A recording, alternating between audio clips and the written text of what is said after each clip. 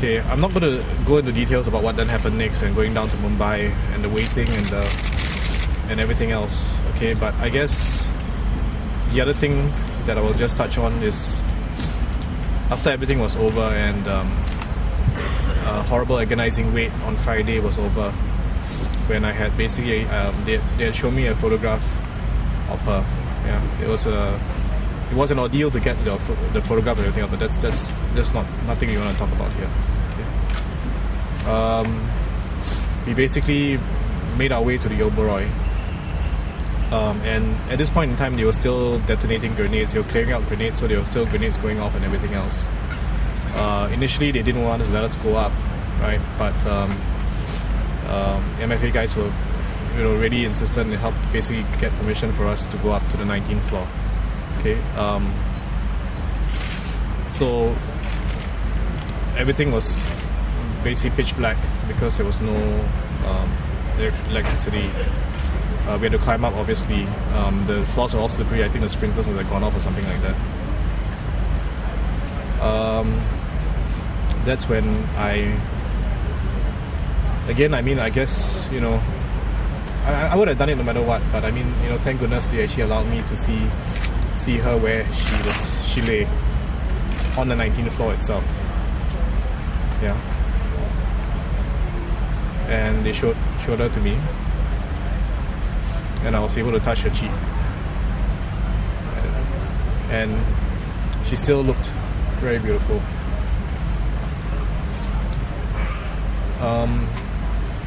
I'm not going to go into details as to the thing, but my belief, and I'm not going to explain why I come to the conclusion, but and I've spoken to some doctors about it, and they've agreed with me, and that's I believe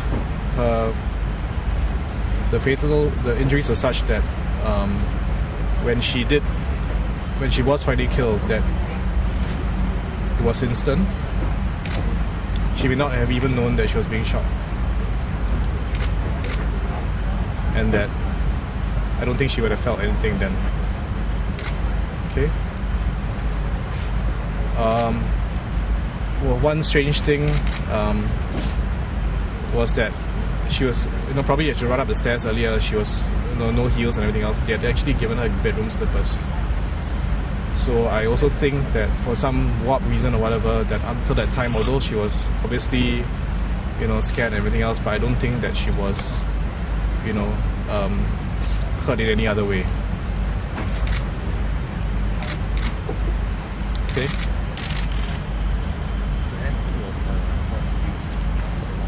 Well, no. That was the last call. And after that, because they gave me back her handbag on the spot actually, and it's like 150 something missed calls or something like that. So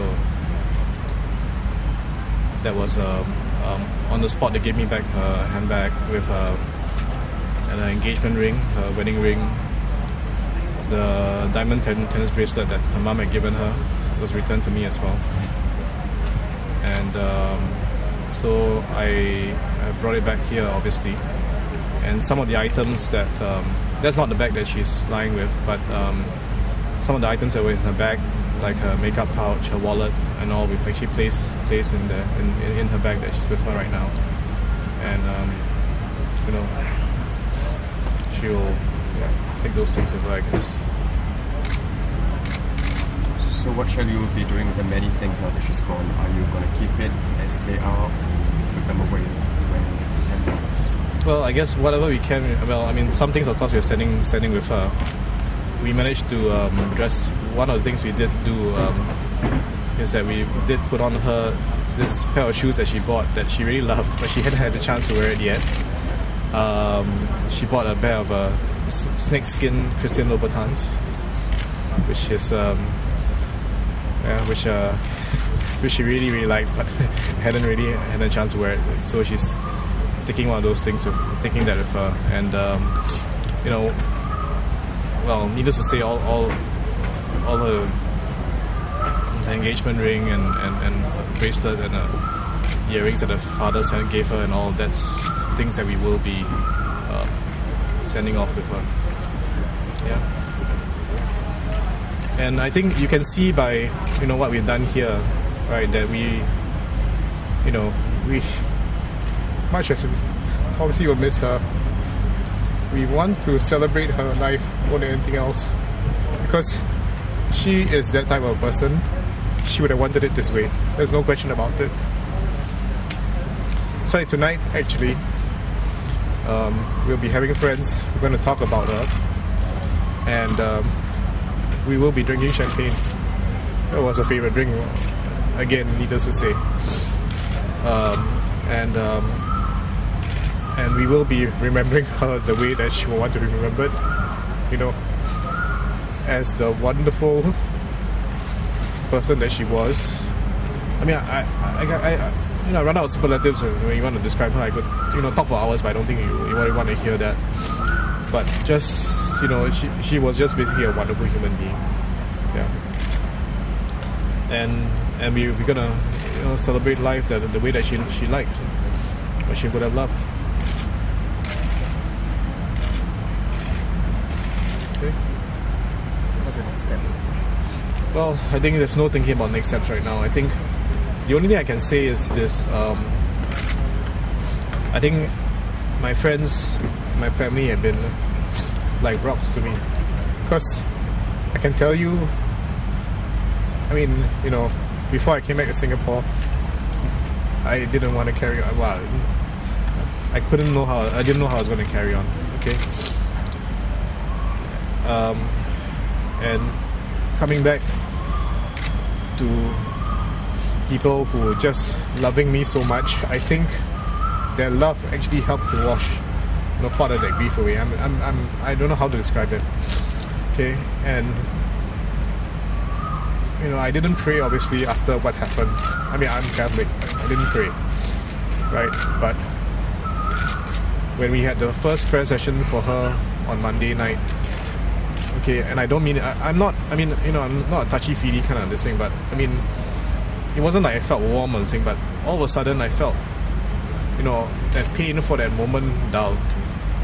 Okay, and I've been feeling, so strengthened and fortified in ways I can't even explain to you. I mean, I'm able to talk to you here now, for example, and I can tell you that, I mean, you know what's happened. Okay, I mean, how do you even face that, right? I mean, your wife, for no reason, right? So, I mean, how do you even face something like that? But, I mean, somehow or other, I'm keeping it here. And, God is somehow watching over me. And, yeah. So right now, it's one day at a time. I mean, there's no planning, right? I mean, there's no thinking of tomorrow right now. You're so busy anyway, running, doing things, making sure that the slideshow is perfect, and, the music gets played, and stuff that she likes gets done, and so I guess right now you're also to some extent distracted as well.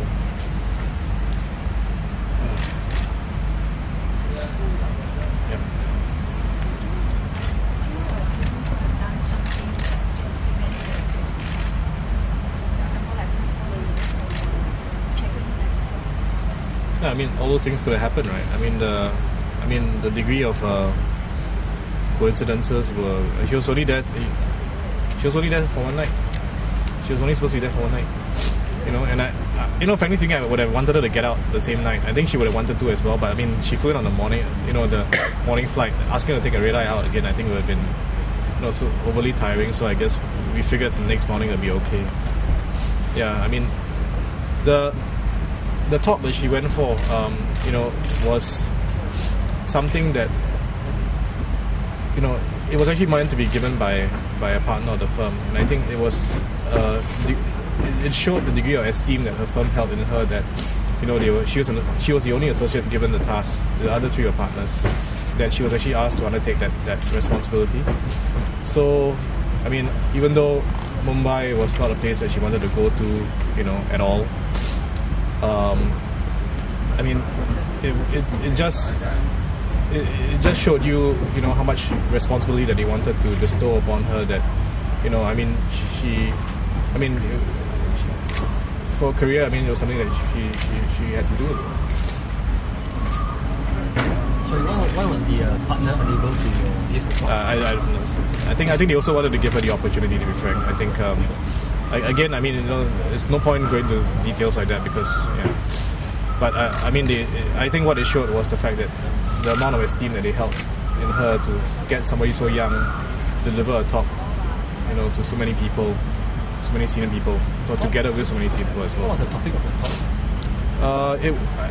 I can't remember the exact title, right? But it basically had to do with the impact of the credit crunch on the ship finance in general. She was a ship finance lawyer, so she was basically giving the talk on how the credit crunch had affected the ability of the banks to lend, how they affected documentation and stuff like that. So it was a very broad-ranging talk, actually.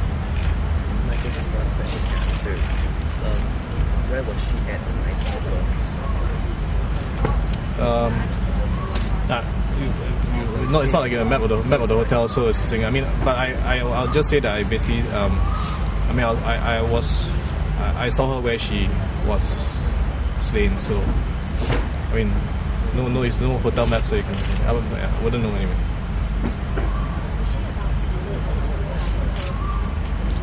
No, I think she's still very junior. She was only 20 after all.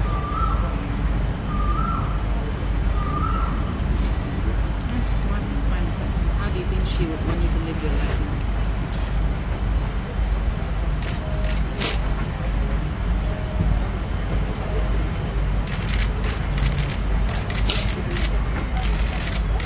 I mean, you know her. I mean, I think I don't even have to answer the question. I think you would know how she want me to live my life. She would want me to live my life, but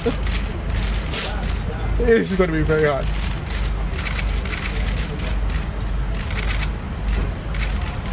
So she would want me to live my life. That's your answer.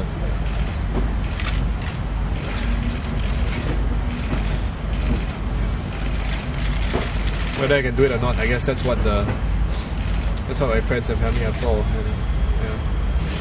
And I must say they have been. I mean, their love, which they're pushing in my direction, has really, really helped to push away the grief, or push aside the grief. I would push it. They can't push it away, but they can help to put it to the side for a while. Is there anything more that you find out what happened? No, I think I know enough. I mean, you know, and I would also those details I left you with will also be what I would like you, you know, just to stay with also, because I mean, there's really no need to know anymore. I think the fact that she was strong, right, and you know, I think right up to the point when she was killed, I believe it was quick and sudden,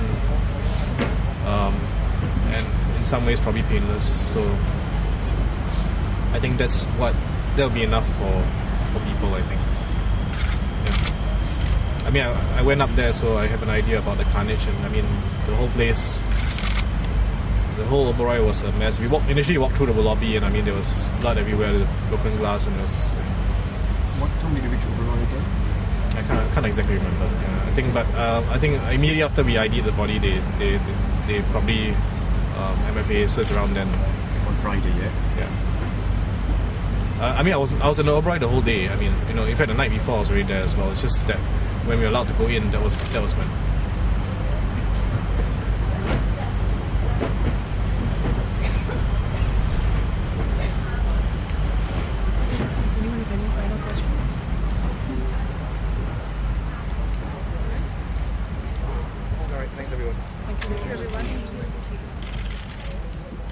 I guess, you know, you guys want to say bye to her, just... Yeah. Tomorrow we say goodbye to Ms. Lo Hwei Yen in another special program at 8 p.m. Point Blank will be back next Tuesday. Good night.